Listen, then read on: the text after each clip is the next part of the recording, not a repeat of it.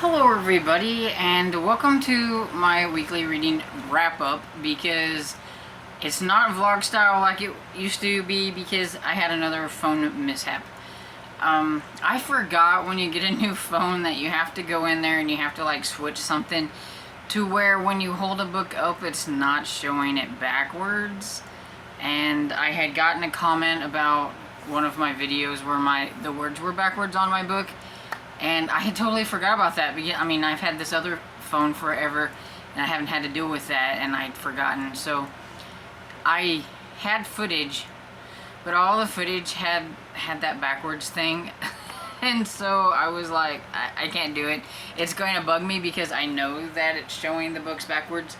I know it might not bother some people, but it didn't look right, and so I just trashed the footage, and I'm just going to let you know what it was that I read this week.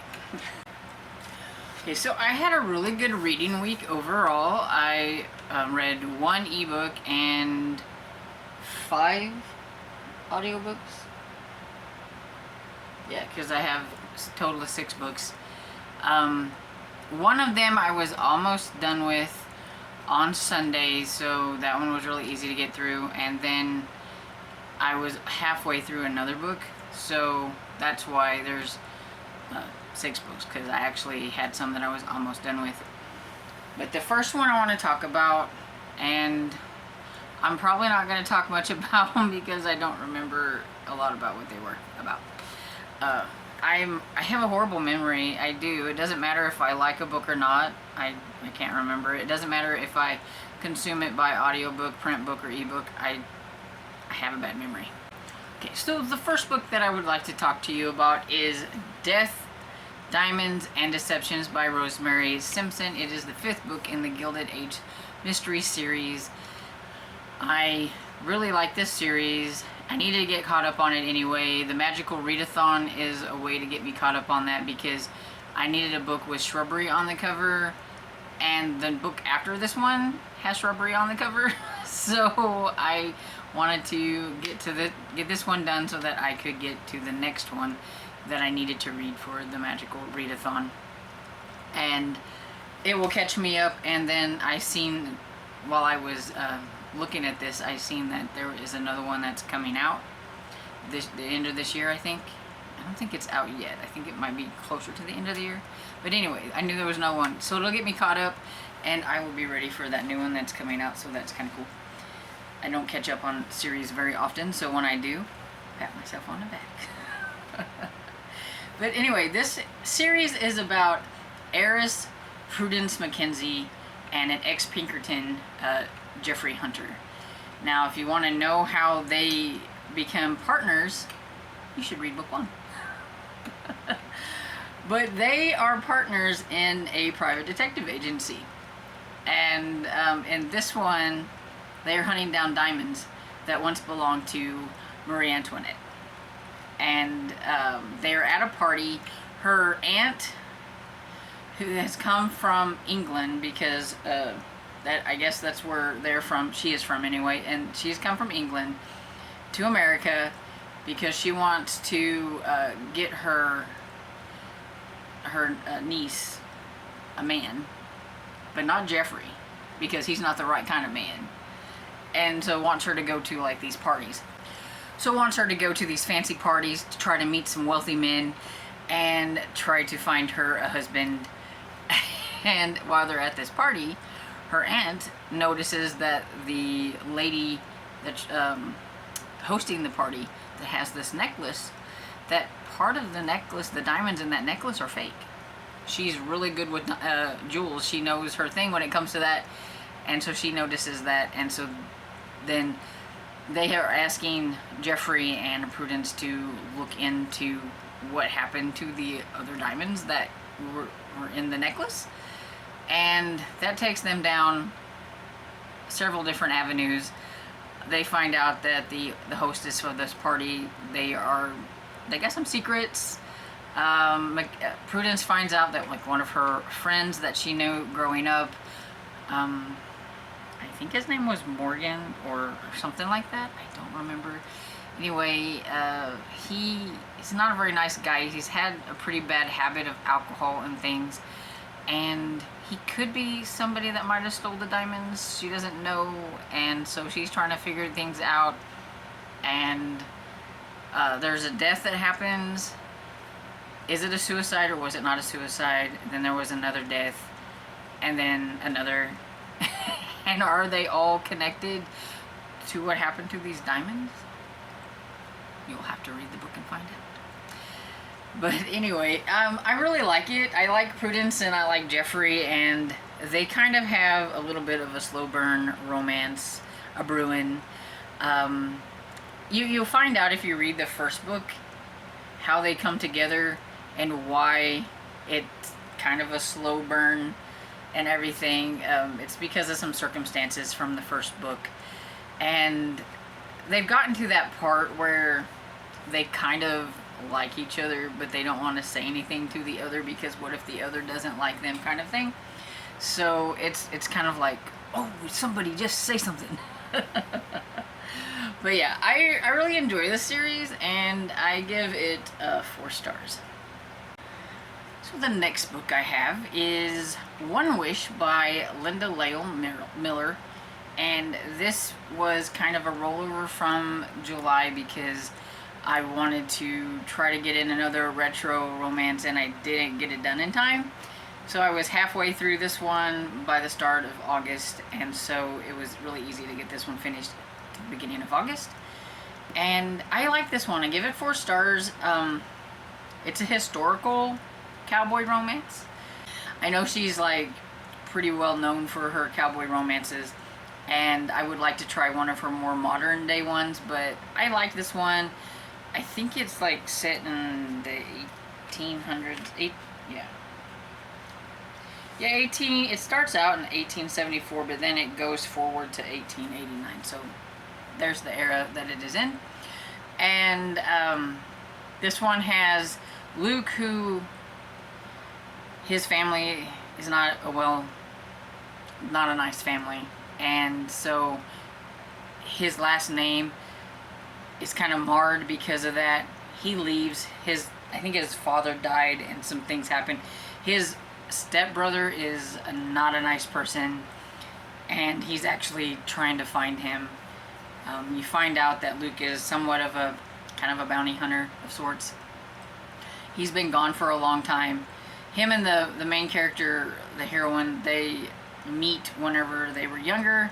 He actually saved her from drowning in a lake, and then they don't meet each other again until like 15 years later.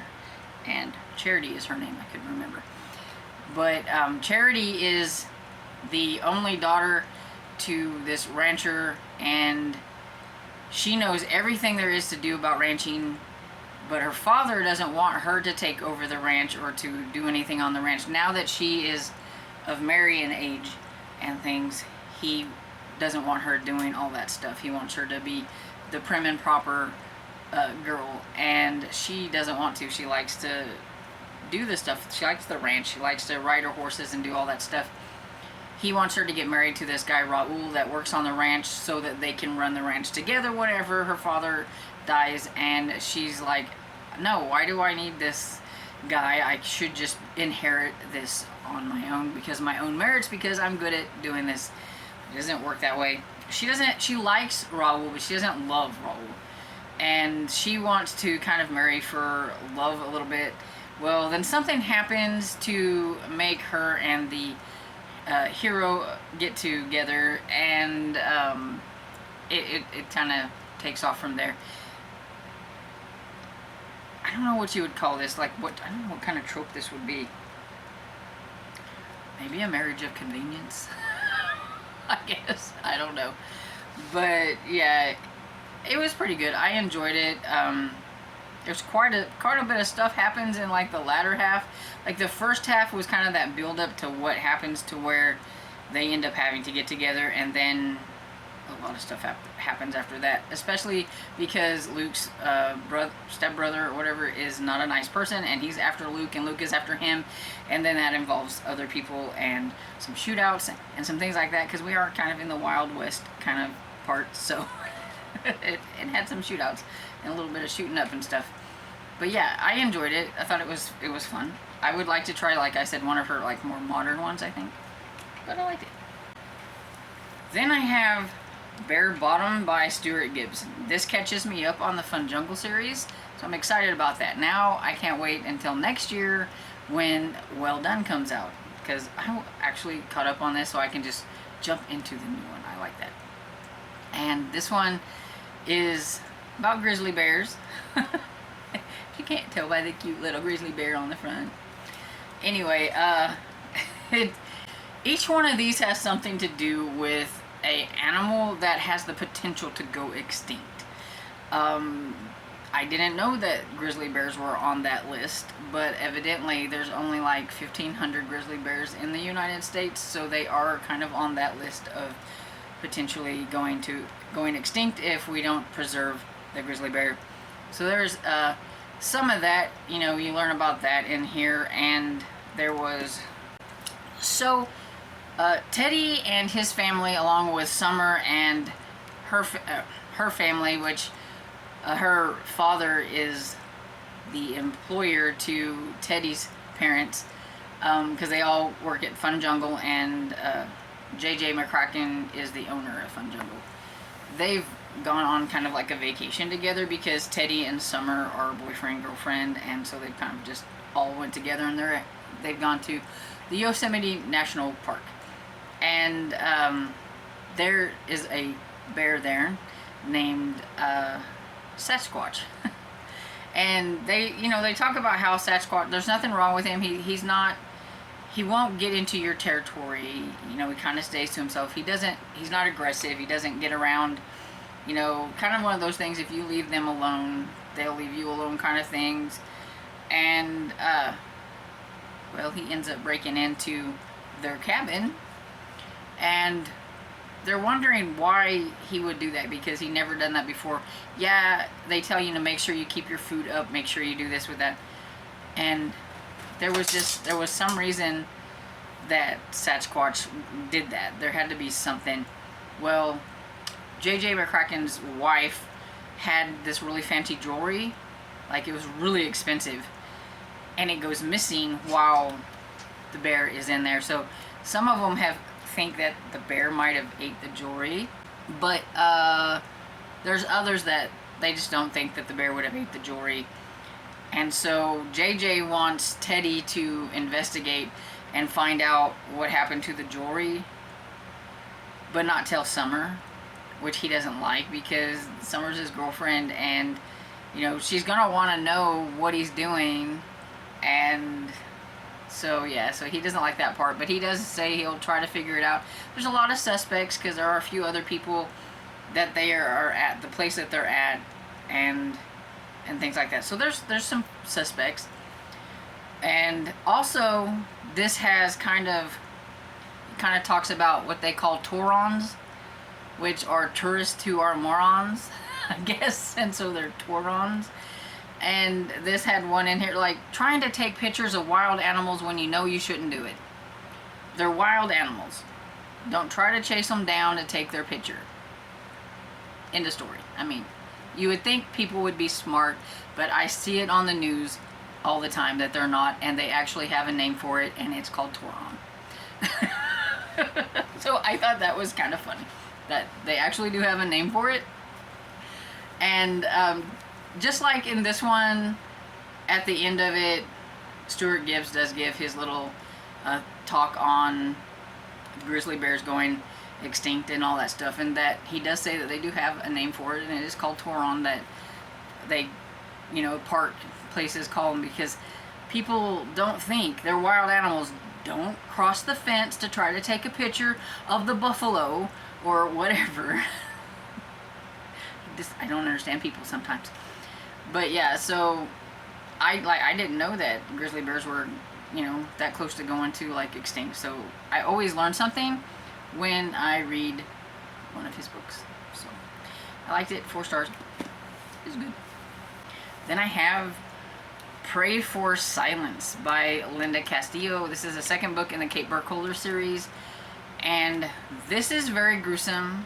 and violent and gory, and I'm just going to say that because it is an Amish book, and a lot of people might associate Amish books with being nice and cozy and sweet, and this one's not.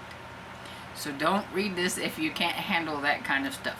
This is the second book, and this one has, it starts off with, like, I mean, right off of the bat, you're like going 90 miles an hour with this guy finding Amish family, and they're dead. All of them are slain, from the adults to the little ones. They're all dead. And so Kate is brought in, and she has to figure out what in the world is going on. She calls in her, I'm not quite sure if you would say it was her, maybe her significant other, kind of off and on guy, Tomasetti. But he has his own problems because he's a cop, but he's had a messed up time, you find out in the first book. And so he's dealing with a lot of his own things, but he wants to come and help her out and everything. But he could also potentially damage the investigation because of some of the stuff that he has going on. So he kind of has to step back. But he doesn't like her going gung-ho and into things. And he knows that because she's had a traumatic backstory, that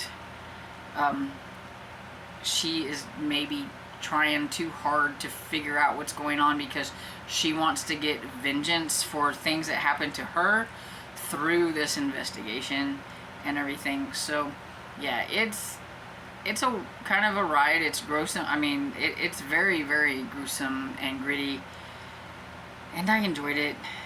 Does that say something about me? I don't know, but I really like the characters. I mean, Kate's very messed up.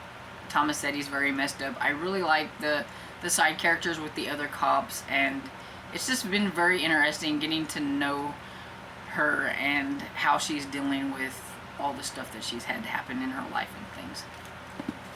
So I can't wait to get to another one. I don't know if I will get to another one this year, but I do want to get to another one. 4 stars. I don't know if I said that. So then the next one I have is the audiobook for No Good Tea Goes Unpunished by Bree Baker, and this is the second book in the Seaside Cafe series, and we go from gritty to nice and fluffy. So this one is about this is about Everly, and she runs the Seaside Cafe, and she is helping a friend by like hosting the reception for her wedding. And it's at this, they've gotten married, and it's at this reception that the groom is missing, and then of course found dead. And so she's got to figure out what happened. Is it have anything to do with the bride, or is it somebody else? And also we've got the detective Grady, who I really, really like, who doesn't want Everly getting involved in things, but she seems to always get herself involved in things, you know, because it is a cozy mystery, and that is how it goes. But I like Grady because he has a little boy, and his little boy is like super sweet, and so he's a little on the shy side of getting into a relationship because his wife had died, and he's got the little boy and stuff like that. So kind of a slow going thing with that as well. Everly likes him. There was a character in this one, Ryan, who I really wanted to strangle, and I think Everly did too. But he was one of those that you're not sure where he is on the scale of suspects. Is he a good guy or is he a bad guy? But I liked him, but I didn't. It's one of those. And yeah, I like the characters in this. It's a lot of fun. Her aunts are a lot of fun. It's just got that nice cozy, definitely got the nice cozy mystery feel to it. Like nice and fluffy and sweet and all that kind of good stuff. Can't wait to get to another one. So the last book that I have is Because I Could Not Stop for Death by Amanda Flowers. And I'm not going to say a whole lot about it at this time because I did sign up to be on a blog tour for them, or like so I can do a YouTube video on that, like a review video on release date, and the release date isn't till like September 20th, I think, because this is an e-arc that I have, and so I will hold back most of my thoughts for that.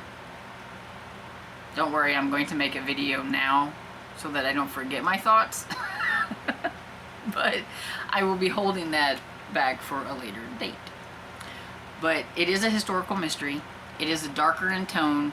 It is definitely not like anything that you would think of Amanda Flowers writing.